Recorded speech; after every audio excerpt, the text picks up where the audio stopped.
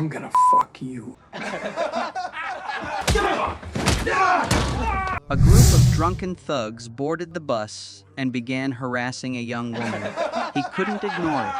Staying calm, he told the driver to pull over and leave, sealing the door behind him. Then, Hutch released his fury, teaching the thugs a lesson they'd never forget. The movie follows Hutch, a man trapped in a dull, repetitive life. Hutch sits in an interrogation room, battered and exhausted, as two police officers interrogate him about recent events. The story then flashes back to his quiet days and ordinary routine, shared with his wife Becca and their children, Blake and Sammy. Life is uneventful, until one moment shatters the calm. At home, Hutch is met with indifference from his family. Only his daughter, Sammy, still looks up to him. His modest income, dull job, and unremarkable life earn him little respect. Each return home is met with coldness, not warmth. Despite trying to be a good husband and father, the constant disregard has worn him down, leaving him trapped in a cycle of mediocrity, unable to prove his worth to those who matter most. One night, Hutch was jolted awake by a noise and discovered intruders in the house. Confronted at gunpoint, he froze. When his son Blake grabbed one of the burglars, Hutch unexpectedly told him to let go, allowing the thieves to escape. Before fleeing, one slapped Blake across the face, leaving Hutch ashamed and defeated. The incident deepened his sense of failure, and both Becca and Blake saw him as weak, unable to protect his family when it counted. Hutch's failure to stop the burglars quickly became the talk of both his neighborhood and workplace. He was openly mocked and labeled weak for letting the intruders escape after Blake was attacked. Even his brother-in-law, Charlie, showed clear disappointment, handing Hutch a gun and urging him to use it next time to protect his family. Hutch later met with his father-in-law, Eddie, to discuss a company buyout, but Eddie dismissed the offer, urging him to return with something more reasonable. Disheartened and under mounting pressure, Hutch reached out to his foster brother Harry via hidden office radio. He recounted the break-in, explaining he chose not to fight back, recognizing the burglars as desperate people driven by circumstance. With a quick glance, Hutch sensed the intruders were a desperate couple, likely driven by financial hardship. His instincts proved right. They took only a small amount of cash and carried an unloaded gun. Choosing compassion over confrontation, Hutch let them go. Later that day, after work, he visited his father, David, at the nursing home. When Hutch returned home, he paused at the door, watching his wife and children through the window, deep in thought.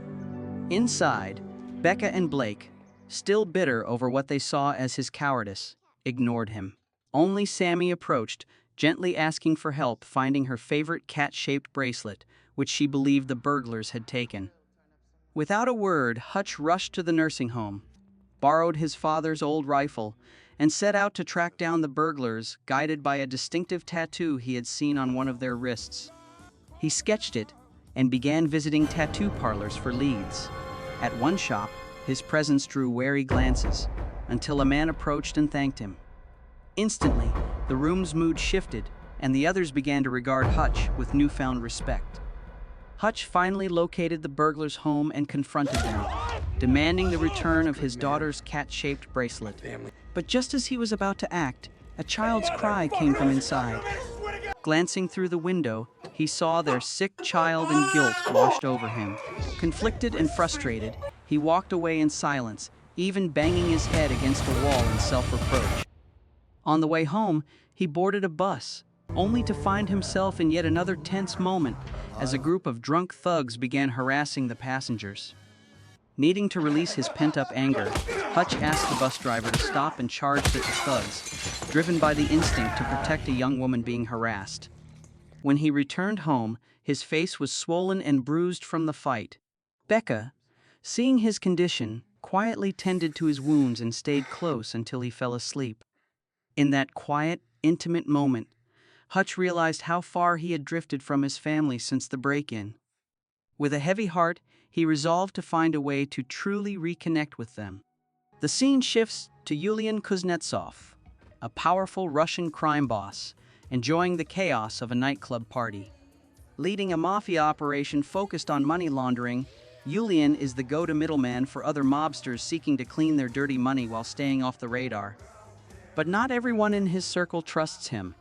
Doubts about his reliability spread among some associates, who begin plotting to bypass Julian and take control of the operations, planning to handle the transactions directly. At the club, Julian made a brutal display of power by arresting a customer and slitting his throat in front of his associates, sending a chilling message that anyone who challenged him would face deadly consequences. Shortly after, he received a phone call with shocking news.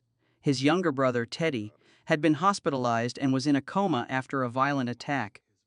The man responsible was none other than Hutch, the same man who had beaten Teddy earlier that day on the bus during the confrontation with the drunken thugs.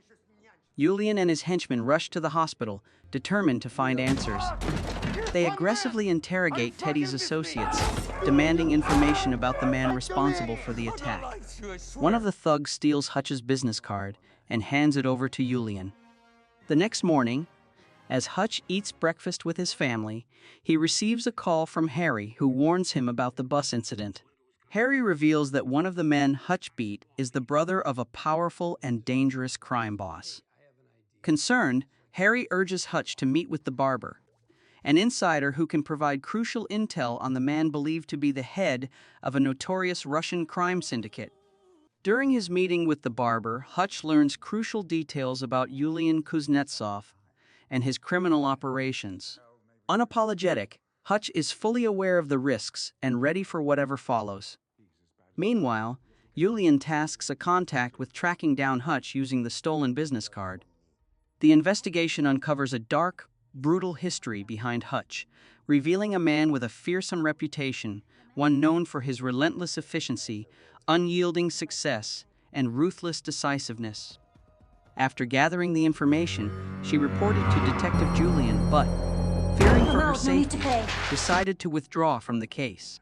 That night, in retaliation for Hutch's attack on his brother, Julian sent a special forces team, led by his trusted associate Pavel, to capture Hutch at his home. Sensing the danger, Hutch moved his family to the basement, urging them to stay calm and avoid calling 911. When Julian's henchmen stormed the house, Hutch swiftly took them with precision. However, Pavel caught him off guard using a stun gun to knock Hutch unconscious and capture him. Bound and imprisoned, Hutch remained unshaken. As he regained his composure, he spotted a fire extinguisher in the trunk of the car. Using it to blind the driver, he caused the vehicle to crash into a ravine, killing Pavel and the remaining henchmen. When Hutch returned home, he led his family out of the basement, only to be met with the horrifying sight of chaos, bodies scattered, and the house in ruins. Before escorting Becca and the kids to safety, he reassured her, promising to handle things quickly and asking her to stay with the children.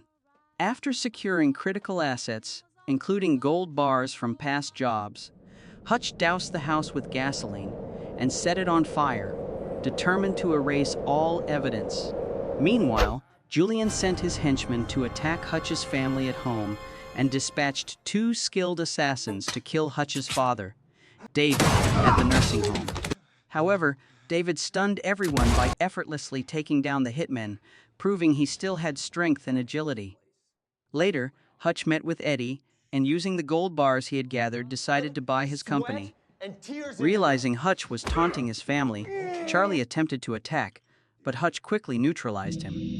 When Julian learned that Pavel and his men had been killed, he ordered his entire force to eliminate Hutch. Meanwhile, Hutch prepared for the impending attack, knowing Julian would seek revenge for the harm to his family. Understanding the inner workings of Julian's operation, Hutch decided to target the location where the company stored its cash, planning a direct confrontation with his enemy. After taking down Julian's henchmen guarding the treasure, Hutch set fire to Julian's vast fortune and priceless art, forcing onlookers to witness the destruction. He then confronted Julian at his nightclub, threatening him with a claymore mine.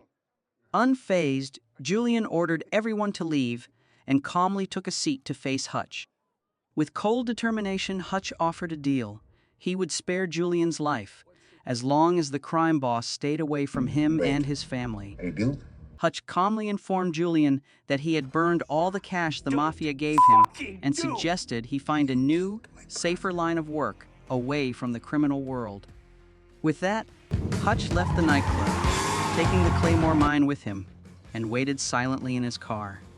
Julian, unable to accept a truce from the man who had hurt his brother, ordered his men to pursue Hutch and ensure he didn't escape. Julian and his henchmen tracked Hutch to a factory he had bought from Eddie.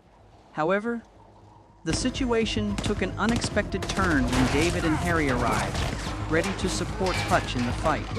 The three quickly teamed up, using advanced weapons and deadly traps Hutch had set up in advance to take down the gangsters.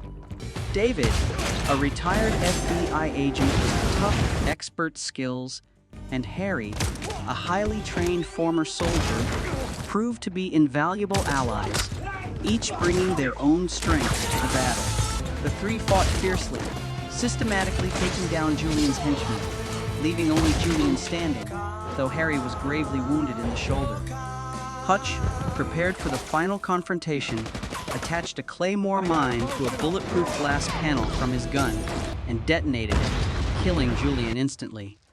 After ensuring David and Harry were safe, Hutch chose to surrender when the police arrived and arrested him.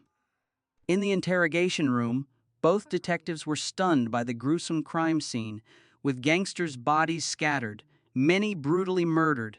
Hutch, the sole survivor, calmly confessed to killing them all. At that moment, both interrogators' phones rang at the same time. Their faces immediately changed, exchanging looks of surprise and disbelief, before both turned toward the cage. To their astonishment, Hutch was released without charges. As he gathered his things to leave, one of the interrogators asked, "Who are you, really?" Hutch responded calmly, "I'm nobody." Hutch Mansell, once a simple auditor, was a man no criminal organization would dare challenge.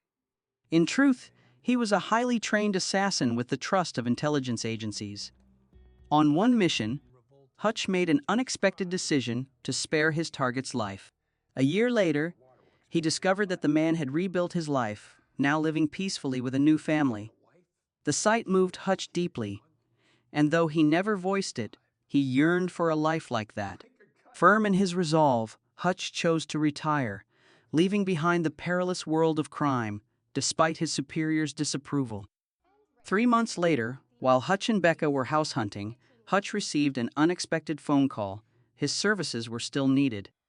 In a dramatic mid-credit scene, Harry and David are seen driving an RV loaded with weapons, heading toward an unknown destination. Will Hutch Mansell return to his life as an assassin? And will he ever reveal his true identity to his family? While the future of a sequel remains uncertain, one thing is clear. This film offers intense, action-packed sequences that rival those of the John Wick series.